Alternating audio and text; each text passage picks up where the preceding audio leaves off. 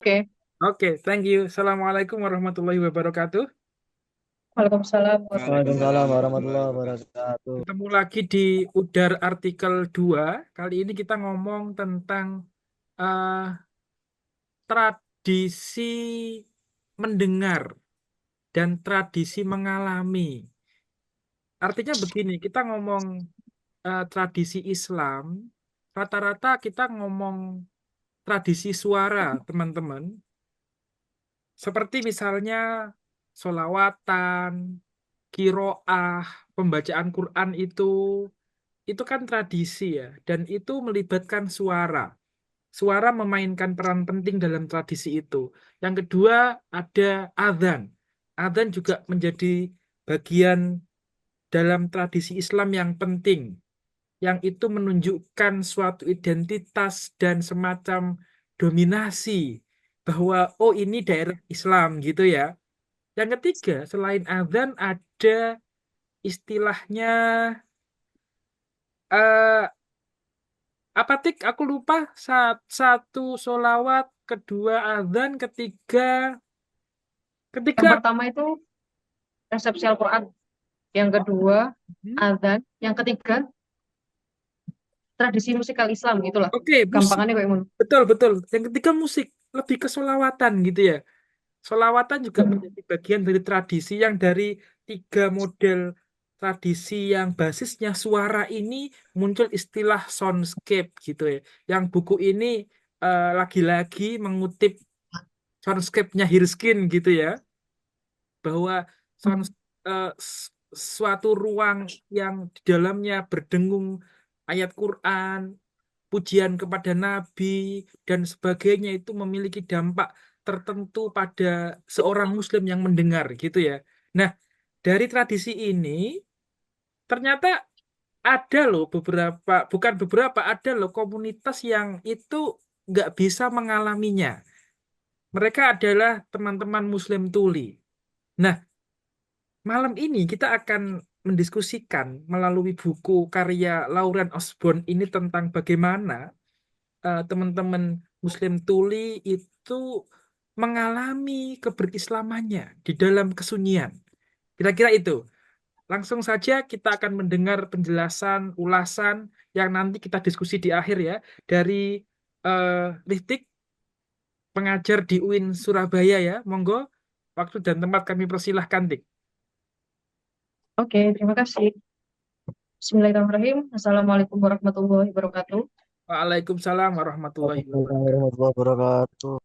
Gimana kabar ya teman-teman malam ini?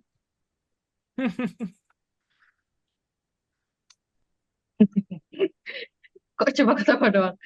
Semoga sehat selalu ya. Di luar bulannya bulan purnama ya. Cantik sekali. Seperti, Gambarnya mungkin gambar yang ada di cover betul. ini.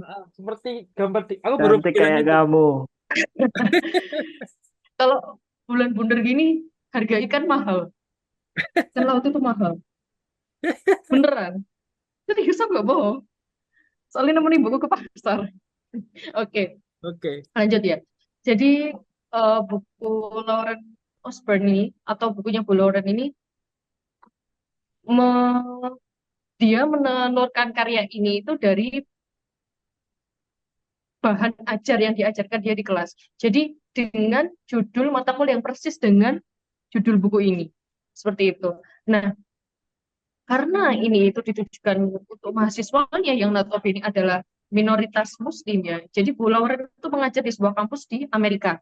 Jadi minoritas muslim dan orang tuh nggak familiar dengan Islam. Makanya di sini isinya masih permukaan dan dia berusaha untuk membuka diskusi itu, diskusi tentang deafness di dalam eh, konteks akademis gitu ya. Itu dan kaitannya dengan Islam seperti apa. Jadi dia berusaha melalui buku ini itu mengorek atau apa ya namanya menyayat, membuka diskusi akademik terkait deafness dan juga Islam gitu. Nah, buku ini itu ada tiga struktur besar.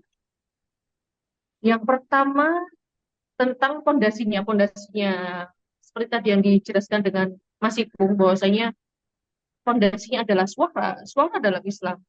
yang common atau yang umum itu adalah resitasi Al-Quran, yang kedua adalah azan, yang ketiga adalah musik gitu ya.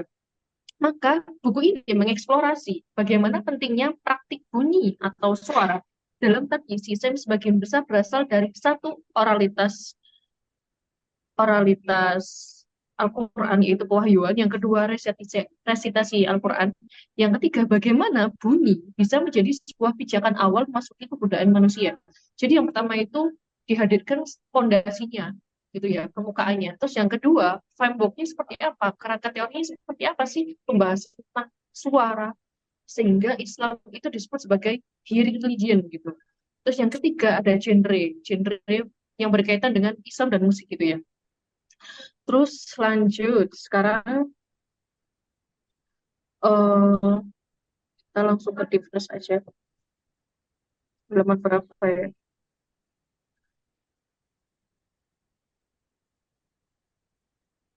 Bulan.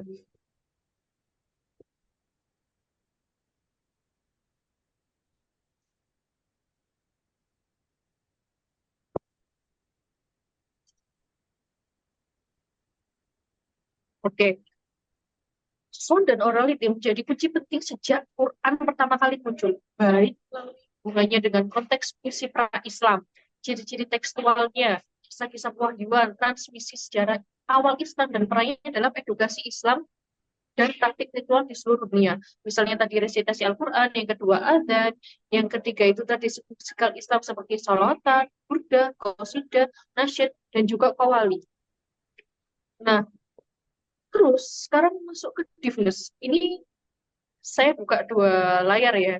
Yang satunya itu penuh warna, jadi kayak tadi mesra, dan penuh coretan, dan penuh emot-emot, mohon dimaklumi. Karena metode belajar saya seperti itu. Nah, Divnes ini kan kalau secara literal artinya kan tuli, tapi dalam diskusi disabilitas atau disabel atau kita yang orang awam melihat kayak atau mendengar kayak tuli itu mungkin terkesan kasar ya.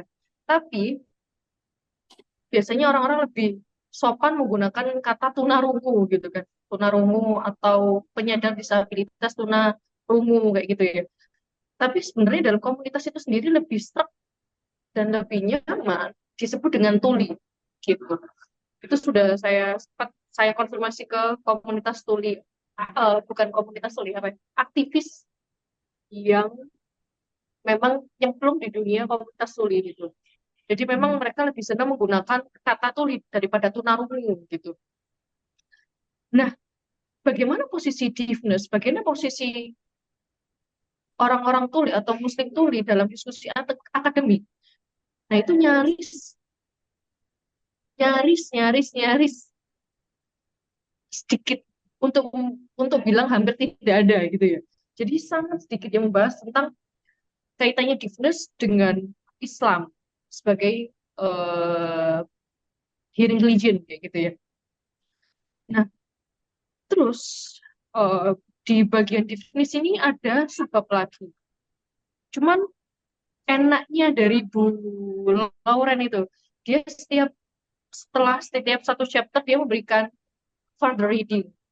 Terus habis itu jadi dia menyajikan beberapa rekomendasi bacaan yang bisa dibaca. Jadi further reading for further research gitu.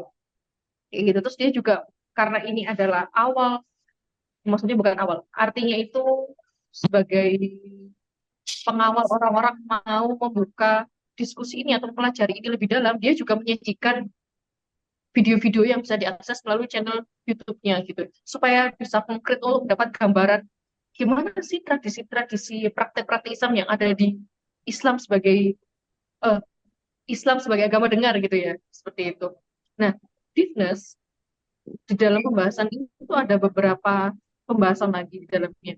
Tetapi di sini mungkin kita perlu memberikan perlu mendapatkan gambaran ya seperti apa gitu ya. Komunitas tuli atau muslim tuli dalam praktek kesehariannya, khususnya dalam religious life gitu. Nah, ini disajikan oleh Bu Lauren bahwasanya ini apa ya, bukan testimoni tapi curhatan. Bahasanya bayangkan saja dalam dalam sebuah komunitas atau dalam sebuah perkumpulan keluarga di mana di situ sedang ramai berkumpul semua keluarga dalam satu ruangan, tapi ada anakmu yang di situ adalah seorang penyandang tuli gitu. Dia terisolasi, dia terisolasi padahal dia berada di ruangan yang sama. Dia nggak tahu apa yang harus dia lakukan, dia tidak tahu berinteraksi seperti apa. Jadi orang tuli, individu yang tuli dalam komunitas hearing people atau orang-orang yang dengar itu benar-benar tidak isolasi, gitu ya, nggak dianggap. Nah, terus sekarang kita masuk ke gimana sih deafness dan juga disabilitas di dalam Al-Quran. Jadi gimana gimana pembahasan tentang tuli dan juga disabilitas di dalam Al-Quran. Nah, di sini itu di Al-Quran ada beberapa ayat Al-Quran yang menggunakan kata disabilitas, entah itu buta, entah itu tuli, itu dijadikan sebagai bahasa metaforik ya, bahasa metaforik. Mana-mana ya contohnya ya, bahasa metaforik. Nah, misalnya kata, contohnya mana ya? Tak tanda yang misalnya, aduh, misalnya, hmm, ada beberapa contoh di dalam Al-Quran, tapi dalam seharian bisa kita pahami dengan cara gini. Aku tuh nggak tahu loh tentang ini. Aku buta. Aku sama sekali nggak tahu. Buta kan dalam artian kalau kita melihat yang ngomong itu adalah orang yang normal gitu ya. Dalam artian dia penglihatannya normal itu berarti kan nggak buta. Tapi buta maksudnya di sini adalah nggak ngerti sekali. Misalnya dalam konteks saya meriset tentang K-pop yang sebelumnya saya itu buta tentang K-pop. Jadi nggak tahu sekali K-pop. Tapi karena kecemplung, karena riset, ya mau nggak mau, akhirnya mendalami. Tapi sebelumnya saya benar-benar buta, nggak ngerti K-pop itu tentang apa. Jadi buta di sini bukan buta makna secara literal, tapi metaforik gitu ya. Nah, terus yang kedua, Tik, Ritik, halo Tik. Mohon maaf, Tik. halo, Setelah sebentar, hmm, ini ada beberapa teman ya, yang menunggu dikonfirm, Tik, untuk masuk. mau minta,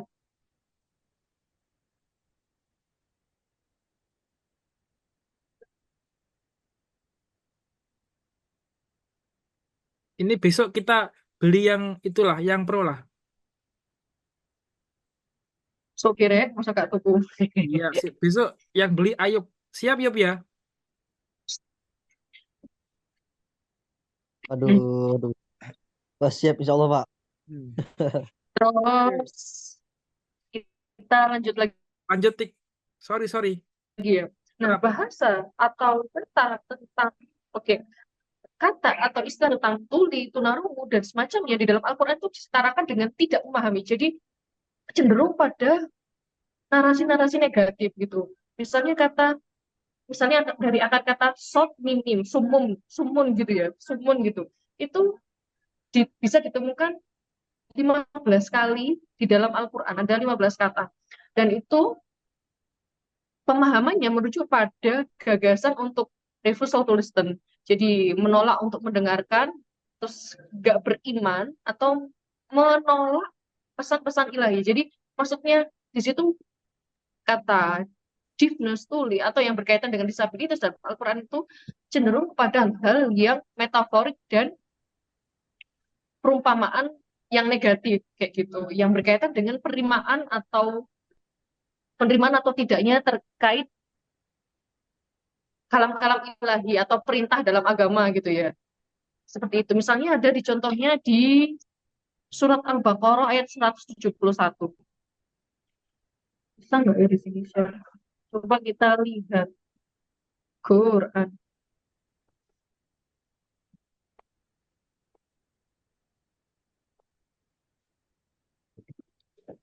Hmm.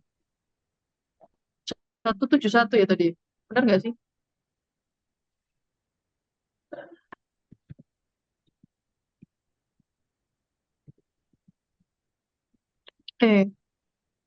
Benar 171. Di sini kan ada kata bukmun omyun. Kayak gitu ya. Jadi contohnya seperti itu. Itu ada beberapa contoh yang ada di situ. Nah, terus selain makna gambaran ya, secara makna gambar figurative language, itu juga ada yang memang benar-benar arti aslinya gitu. Karena kalau misalnya, apa ya, masa sejahat itu gitu ya. Masa sejahat itu Islam yang mengajarkan tentang etika, masa sejahat itu kayak kata-kata atau bahasa-bahasa disabilitas,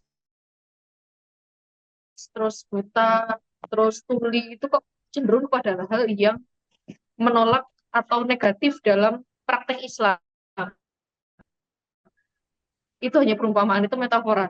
Terus yang kedua adalah ada yang memang enggak, yang asli artinya tapi juga enggak mengandung kata-kata negatif atau merujuk pada sesuatu yang negatif kayak gitu. Misalnya surat An-Nur, An-Nur ayat 61. Itu yang laisal a'ma lalala gitu ya. Itu juga di surat ke-48 itu juga sama awalnya seperti itu. Tapi tafsirnya saya nggak ngecek. Mungkin teman-teman yang lain bisa ngecek. Intinya akma di sini benar-benar artinya bukan sesuatu yang negatif, tapi benar-benar tentang komun, orang-orang yang memang menyandang disabilitas seperti itu. Sekarang kita coba masuk ke, oh ya, kalau kata Bu Ingrid Madsen ini favoritnya Mas Ipung ya. Jadi kalau kata Bu Ingrid itu dia membayangkan gini ya, disclaimer. Jadi sejauh ini, kalau yang saya baca dari tulisannya Bu Lauren, dia belum tahu bahwasanya di Indonesia kita kan sudah ada melalui LPMQ kan sudah ada Quran isyarat ya, sudah ada Quran isyarat. Tapi kalau di secara global kan mungkin mungkin scholars yang ada di dunia nggak ngerti, mungkin belum belum punya akses itu gitu ya, jadi nggak ngerti. Nah kalau kasusnya di Amerika, karena Bu Lauren tadi sekali lagi adalah orang Amerika, itu orang-orang Muslim tuli, mereka untuk bisa mengakses Al-Quran, mereka belajar American Sign Language. Jadi terjemahan dari Al-Quran yang dibahasakan dalam bahasa Inggris itu yang dipelajari sama mereka. Jadi bukan murni huruf Arab. Kalau versinya PLMQ Indonesia itu kan benar-benar sudah Arab ya. Itu. Jadi sudah pakai gerakan isyarat tangan. Kalau yang versi Amerika itu masih terjemahannya seperti itu. Nah, makanya Bu Ingrid ini mengomentari terkait terjemahan Al-Quran yang dipelajari oleh komunitas Muslim Tuli. Itu bahwasanya no stigma in the Quran. Di Al-Quran tidak ada stigma buruk ya terkait disabilitas gitu. Tapi juga di sisi lain kadang-kadang kata-kata yang merujuk pada disabilitas atau difabel itu merujuk pada sesuatu yang tercela, tercela spiritualitas atau tercela secara moral kayak gitu. Lanjut kita ke Deafness and Disability in Islamic Thought and Practice. Titik Nah, mengingatkan, titik, mohon ya maaf, interrupt lagi lagi, ada. mengingatkan eh, kita kurang 3 menit ya. Setelah itu kita Oke, pindah, oke, 3 menit lagi kita pindah ke link selanjutnya. Sudah tak kirim oke, siap. di kolom chat teman-teman ya, bisa langsung di copy paste untuk link selanjutnya. 3 menit Tik ya. Oke, nanti sampai ingetin lagi Oke, siap, biar kita jeda. siap, Oke, siap. kita lanjut masuk ke subbab Deafness and Disability. Nah, di bagian ini Bu Lauren tuh bilang bahasanya tidak ada pemahaman tunggal terkait makna disabilitas. Oh, tidak ada satupun makna Islam terkait disabilitas. Jadi benar-benar terisolasi, tidak dilirik, tidak dibahas, mungkin juga dianggap tidak menarik ya. Jadi nggak ada yang melihat sesuatu, melihat isu tentang deafness dan Islam itu sesuatu yang penting dan banyak masyarakat Muslim dunia ada 5% yang deafness itu tidak bisa mengakses, termasuk itu Muslim yang tuli, gitu ya. Seperti itu. Nah, dan dalam konteks bahasa Arab, dalam konteks bahasa Arab itu nyaris tidak ada kata disable atau tidak mampu sampai pada abad modern yaitu abad ke-20 itu nggak ada makna secara literal gitu kan. Ini ditelusuri melalui teks-teks sejarah ya. Jadi teks-teks apa lampau yang berkaitan dengan itu nggak ada ternyata makna secara jelasnya apa gitu ya. Ada yang pakai fuqdan bla bla bla, ada mau kudroh gitu ya. Sampai kemudian menggunakan istilah i'aqo atau aha seperti itu. Jadi sebelumnya itu memakai istilah-istilah kayak gini. Kemudian ini yang di abad sebelum abad ke-20 ya, pra modern. Ketika modern mereka mulai menggunakan kata disability yang iako, itu disability, muawako, itu artinya tidak mampu. Jadi disable gitu ya. Seperti itu. Terus mana lagi ya? Halo Tik, sudah selesai Oke, waktunya. sudah hijrah. Kita kita Oke. pindah link dulu. Mohon maaf teman-teman, ini sangat mengganggu sebenarnya ya. Kita sedang asik diskusi tiba-tiba diingetin 1 menit lagi gitu. Oke, nggak apa-apa. Besok kita beli yang pro, Ayub ya. Untuk link selanjutnya bisa langsung di copy paste di kolom chat teman-teman. Kita langsung masuk ke situ untuk mendengarkan dan berdiskusi tentang bagaimana eh, eh, Muslim tuli itu mengalami apa keberislaman dalam kesunyian. Oke, terima kasih. Sampai jumpa di link selanjutnya. Dadah. Oke, langsung hijrah ya. Oke, linknya ada di itu Pak Dimas di kolom chat nggak ada. Tak up lagi ya. Copy link, tak up lagi. Oke, oke, sorry, sorry Pak Dimas. Hahaha. Itu linknya udah tak share di. Sebentar Mas, itu sampai share lagi ada yang baru masuk ya. Udah.